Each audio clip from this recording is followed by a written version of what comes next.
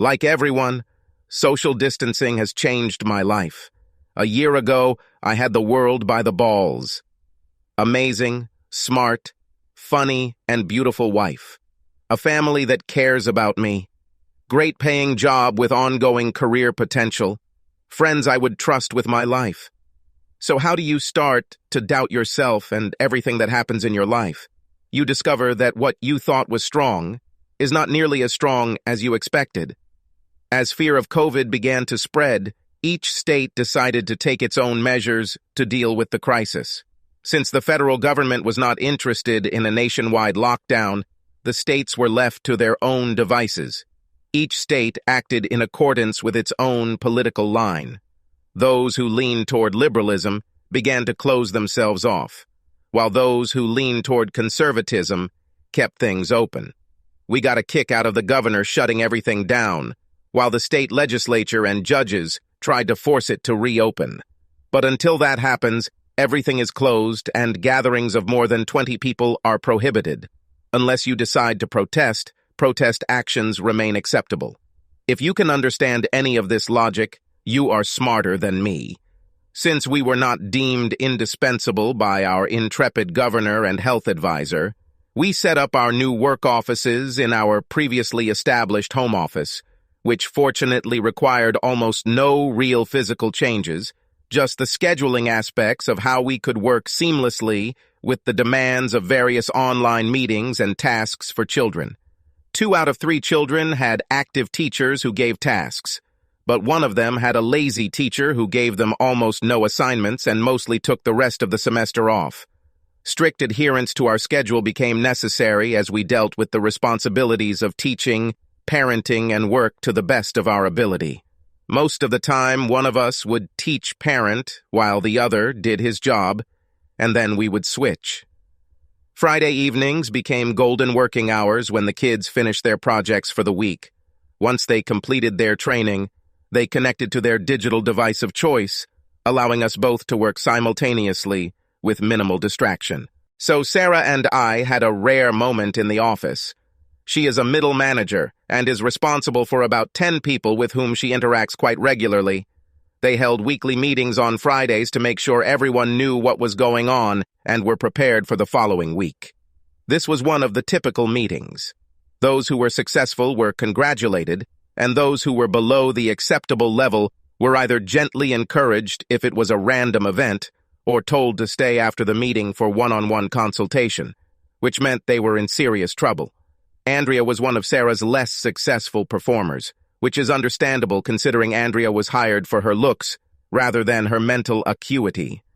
Back in the days when you could meet people in person, her gorgeous looks made complete business sense.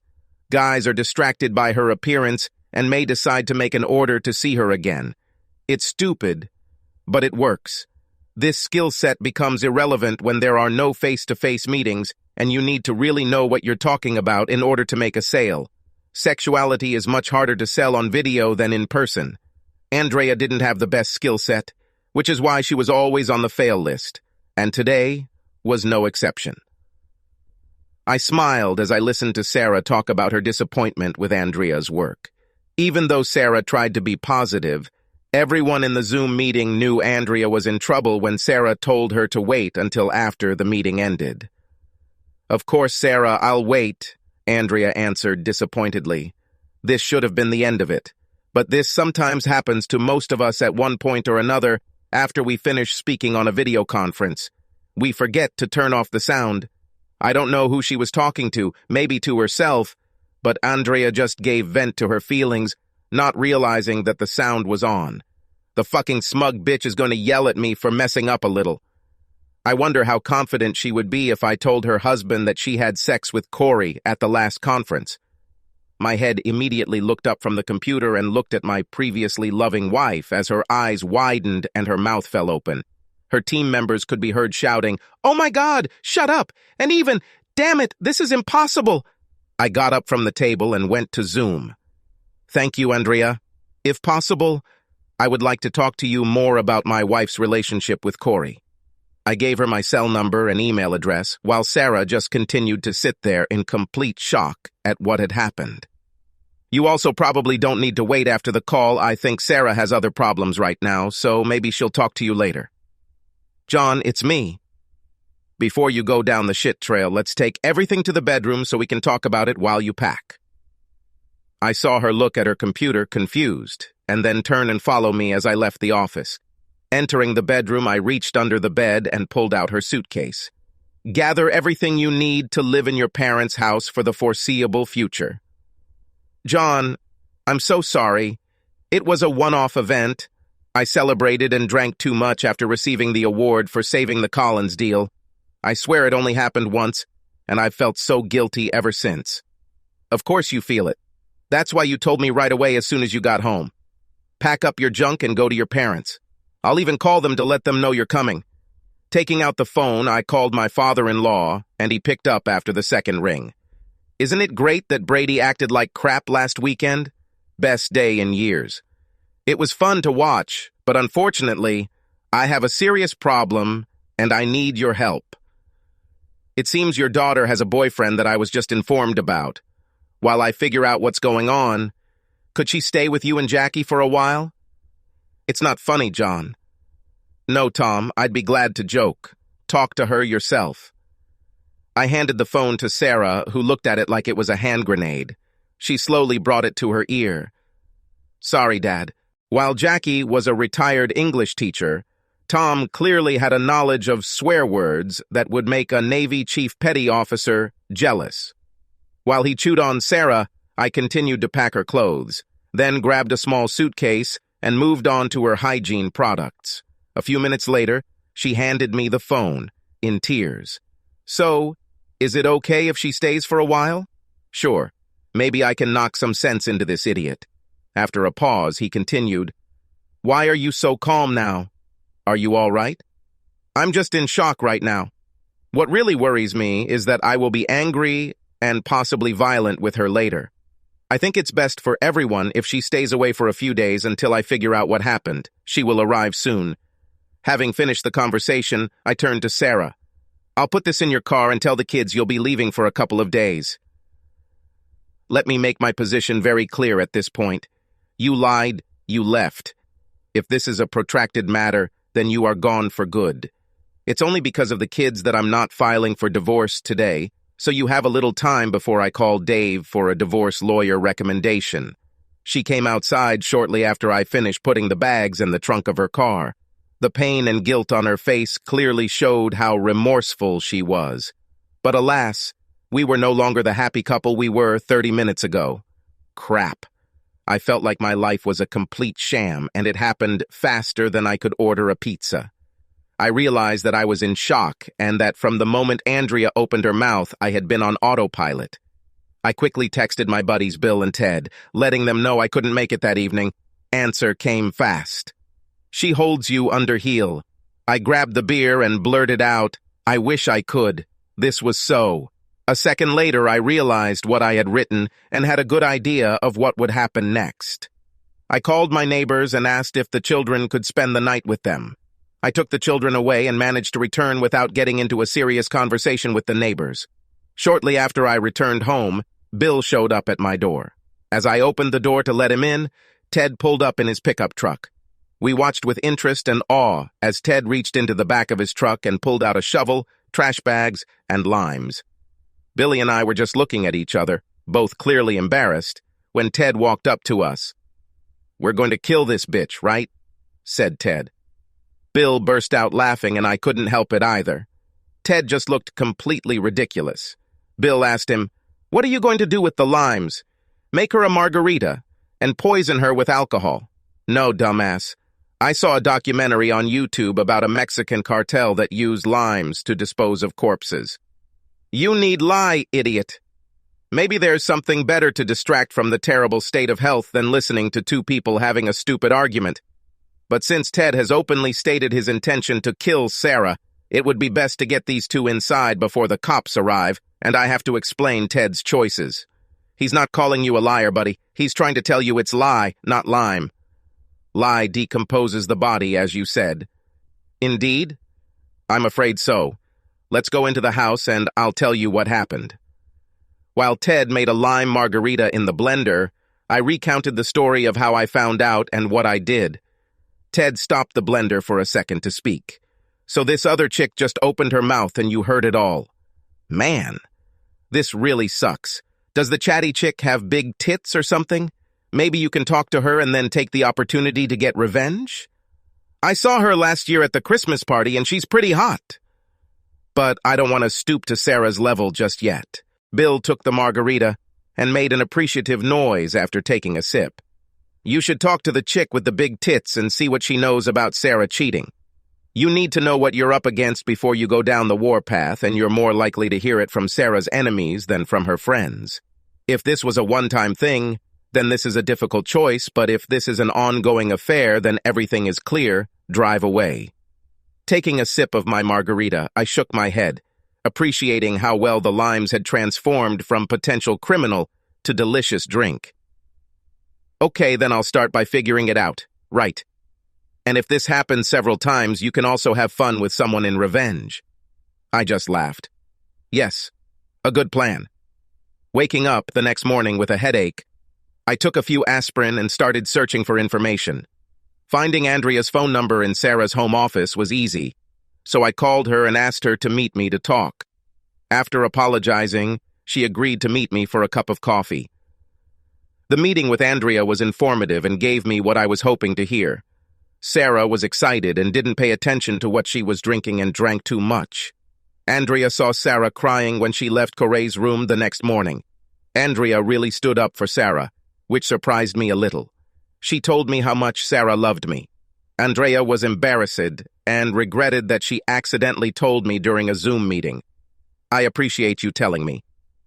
I prefer the ugly truth to the beautiful lies. I paid for lunch and went home. Having picked up the children and warmly thanked the neighbors, we went home. While entertaining the children, I tried to think about what I wanted. I was upset and angry about what she did. But before that, she was an amazing wife and mother. As if to confirm her good qualities, Sarah called during lunch. I know you hate me, but I just wanted to call and make sure you and the kids are okay. So, not only am I a terrible husband, but also an incompetent father? No, that's not what I meant at all. Peggy sent me a text telling me to have fun last night while she watched the kids. I know I hurt you a lot, and I just wanted to make sure you were okay. Well, did you have fun last night? Enjoying your free time with your lover?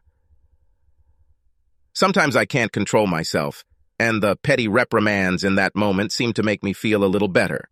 And yes, I'm being childish, but she started it. I spent the whole evening in tears telling my parents what a complete idiot I was and how I would end up as a strange divorced lady with 100 cats. I couldn't help but smile, knowing how much she despised cats. I will never be able to tell you how sorry I am for what I did to us. Please give me a chance to show you that I'm more than just a bitch who did something really stupid. I thought for a second. I had a sketch in my head of what I wanted to do, at least with her. Come home tomorrow afternoon. We'll talk and find out where we are. But don't forget that there were at least 2 stupid things when you didn't confess to me upon your return. We'll talk and I'll decide what I'm going to do. Indeed. Yes. But I need you to write down everything you did with him and anyone else you were with. I need to know the scale of the problem I'm dealing with. So, if you have any other skeletons that you are hiding, you better write about it in a letter. Fine. Should I email it or bring it with me? Both. Bring it with you. The children were oblivious to what was happening and accepted without hesitation that Sarah was at her parents' house. Pizza and drinking in front of the TV helped the kids get through the evening. The next morning after breakfast, the children and I went for a walk. As we walked, I asked them various questions about school and sports. Towards the end of the walk, I asked each of them what they loved about their mother. I like that she reads me stories before bed. I like your stories, Dad, but Mom is much better at it, said Susie. I couldn't help but laugh. Thank you, I think second place is not so bad. I turned to Janie. When she helps me with my math homework so that I answer correctly. Are you saying that I'm bad at helping with math? No, Dad. She just teaches it a little differently, so it's easier for me to understand than when you do it. Because Mom and I kind of think the same way. That's fair, but what about you, Will? I like the way she takes care of us. Not just the cleaning you both do, but the little things she does. The way she makes sure we know she loves us even when we do something wrong. Like when someone decided to use her makeup as war paint. Yes, she was upset, but I still knew that she loved me. Lost in my own thoughts for a moment, I simply replied, "Yes, that's true." When we returned home, Sarah was already there. The children hugged her and disappeared. Sarah had always been the most beautiful woman I had ever seen, but now she looked terrible. I walked over, hugged her, and hugged her tightly. Yes, I was angry with her. Yes, it's all her own fault. The point was not to forgive her mistake, but to allow her to feel a little comfortable in an uncomfortable situation. I let her go and stepped back. Let's go out to talk. As we sat down on the patio chairs, she placed the letter in front of me. I opened the envelope and began to read the letter. She went into more detail than I would have liked to know when she wrote about all the guys she had been with before we met. But most importantly, she told me what happened to Corey in great detail. She said how ashamed she was of her stupidity. He didn't rape her, he just took advantage of the situation when they were both drunk. She confessed her failure. She suggested taking a lie detector test, but I told her not to do it as it would be a waste of time. If she lied, we're screwed. She knew it, as did I. We talked until lunch, and then again. We agreed that marriage counseling might be a good idea. We were going to think of counseling as marriage tuning. We had an accident that destroyed our marriage, but we had to make sure nothing like that happened again. Preventative maintenance can sometimes save you from accidents. Luckily, with social distance, Sarah won't have to meet her colleagues face-to-face, so she'll be less embarrassed than if she had to go to work. On Monday, she called her boss and told him what happened between her and Corey and how it all came out in the Zoom meeting. Corey wasn't her boss, so there was nothing against the company's internal relations policy. We both went about our business, juggling between work and raising our kids, until the day was over and we could finally pass out from exhaustion. The next morning, I woke up with my shorts slightly pulled down and the sensation of Sarah giving me pleasure. Letting go of my hands, I cupped her face as we made love. It wasn't angry, hateful sex. It was just two people appreciating what they had. We've done this hundreds of times before, but because of the stress we were under, it was different. We knew we were in this together and realized how close we were to the edge and how far we still had to go. A week later, Corey was out for a run in the woods when one of the runners accidentally bumped into him. Corey fell down a hill into a thorny bush, and his skin was scratched all over. When he returned to the top, several people passing by stopped to help. They didn't have a first aid kit, but they did have some limes from lunch, and they were very convincing him that it was, in fact, a natural disinfectant. Corey screamed in pain as the acid began to clot his blood, causing a small chemical burn. However, it helped stop the bleeding. Corey lay there, screaming and crying in pain when the guys left and didn't hear them talking to each other. Good thing lemon lime? Yes. Did you know that alkaline shit can clean drains too? I found it at Home Depot. Good, because when John is done with the asshole, we might need this along with your shovel. Subscribe to our channel so that your second chaff doesn't cheat on you, and go ahead and listen to the next story, because this story is nothing compared to the next one. If you're under 18, don't even think about listening to the next one.